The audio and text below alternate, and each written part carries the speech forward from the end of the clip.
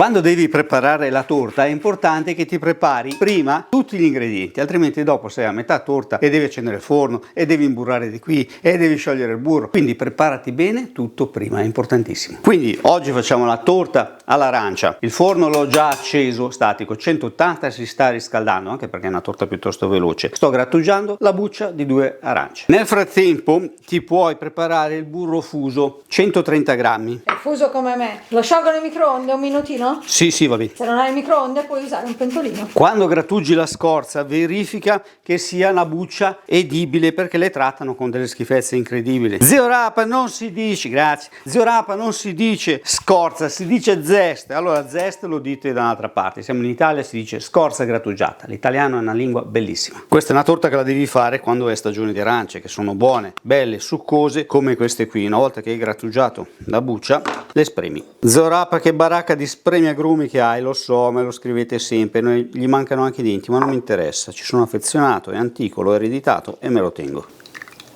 130 grammi circa di succo di arancia, come il burro. La farina, 330 grammi, te la prepari già setacciata anche lei. Questa è una farina 00. Lo so che dico sempre di non usare le farine raffinate, però in questo caso, essendo un lievitato che deve restare soffice e alto, mi devi usare la farina 00, oppure fai metà questa e metà fecola. La setaccio adesso perché così dopo sono più libero e più veloce, più organizzato. Insieme alla farina è importante setacciare anche il lievito. Questa è una bustina di lievito vanigliato per torte, normalissimo. Preparati già anche la teglia, così ce l'hai pronta anche lei. Un pochino del burro che abbiamo sciolto prima, spennelli, una teglia, in questo caso è una ciambelliera, ma puoi usare anche una teglia, senza buco se vuoi. Mezzo cucchiaio della farina, te lo meni in giro un po' e recuperi. Ingredienti pronti, forno acceso, si parte. 4 uova, sono uova di misura media, intere, rosso e bianco. Ricordati quando finisci di utilizzare le uova che le galline le uova le fanno sempre con il culo, quindi lavarsi bene le mani e poi procedere. Zucchero 200 grammi, ma non metterlo dentro tutto, ne tieni 2-3 cucchiai nella scodellina, sono circa 20 grammi. Metto subito l'aroma di vaniglia, pizzichino di sale perché me lo dimentico sempre, appena facoltativo, però esalta i sapori. Montare finché non diventa una schiuma.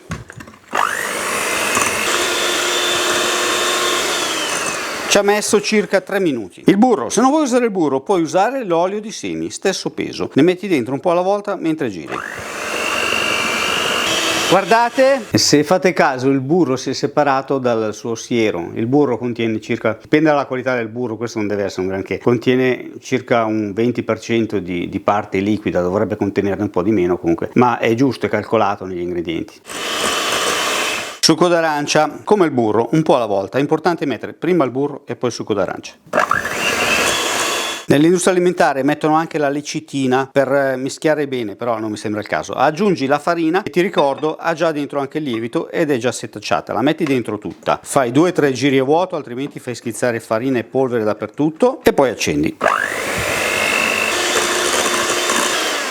Spegni, 3 minuti è girato, forse anche meno. Leccapentole, bisogna fare questa cosa qua nei bordi perché spesso e volentieri la parte magari più importante con il lievito, a parte che non l'avevamo mischiato, però ti va sui bordi e allora è meglio dargli una mischiatina extra così, tirando giù la roba dai bordi. Vedi che bello avere tutto pronto, adesso ho la mia ciambelliera pronta e ci metto dentro l'impasto. Fai cadere con la ciotola, così, però non andare in giro con la ciotola, vai in giro con la ciambelliera, vedi? Fai girare la ciambelliera e le piano piano cade e poi alla fine quello che resta lo tiriamo giù con la spatola o vi fate aiutare. Fai così per distribuire bene. Facoltativo delle mandorle che con l'arancia ci sta benissimo, se ce l'hai quelle a scaglie meglio, io non ce l'avevo quelle a scaglie e ci metto queste qua che sono buone lo stesso. Ti ricordi lo zucchero di prima che avevamo lasciato da parte? Ecco, lo prendi e lo spolveri in giro, così farà una crosticina sopra molto gradevole. Il forno è già caldo, 180 gradi, modalità statico per circa 40 minuti, posizione centrale, puoi farlo anche ventilato, però a 170 si colorerà un po' di più sopra, sempre 40 minuti. Delle buone torte sono una parte considerevole della nostra felicità domestica. Ti ricordiamo che puoi trovare tutte le ricette sul sito ziorapa.it e trovi anche tutte le attrezzature. Anche questo bel pane, già che c'era al forno, che fai? Non la fai una bella pagnotta impastata ieri sera? Vai su Ziorapa che la trovi. 40 minuti esatti, 180 gradi, 40 minuti, temperatura perfetta, profumino incredibile, come vedi ha raddoppiato di volume, il colore è giusto, dobbiamo aspettare che si raffreddi almeno un pochino. Se hai dei dubbi, prima di sfornarla fai la prova a stecchino, io preferisco usare il coltello, è un po' più rustico ma funziona bene. Vai dentro al cuore, 3 secondi, tiri fuori e guardi se c'è attaccato qualcosa o no, come vedi è perfetta. Scrivi nei commenti se ti piacciono le mandorline incastonate così con lo zucchero che ho messo prima, perché secondo me ci stanno molto bene e anche molto profumate. Allora io la stacco un po' perché non ho pazienza di aspettare che si raffreddi, se si raffredda si stacca da sola, a parte che vedo che è già staccata. E girarla calda si rischia anche che te ne resta metà attaccata dentro. Oh, piattino e giriamo. Olè! Vediamo la cosa più importante, come è venuta la torta. È ancora caldina, ma sapete che io la pazienza non ce l'ho. Oh, che bella texture, sottile. Sembra la torta paradiso, è molto delicata. Questa qui me la devi nascondere perché non dura neanche mezz'ora. Come si fa a mandare il profumino a casa? Così? Lo sentite? Lo sentite? Non paghiamo telefoni, lo sapete. Non paghiamo telefoni leccati. Una fragranza, un profumino, un assaggio a bestia.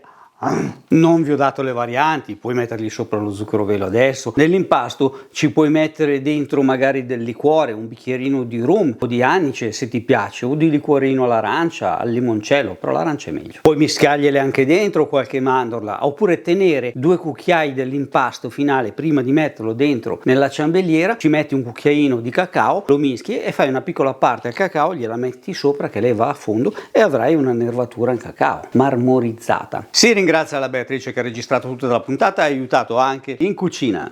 Lascia un bel like sotto questo video. E iscriviti al canale, così non ti perderai le prossime ricette.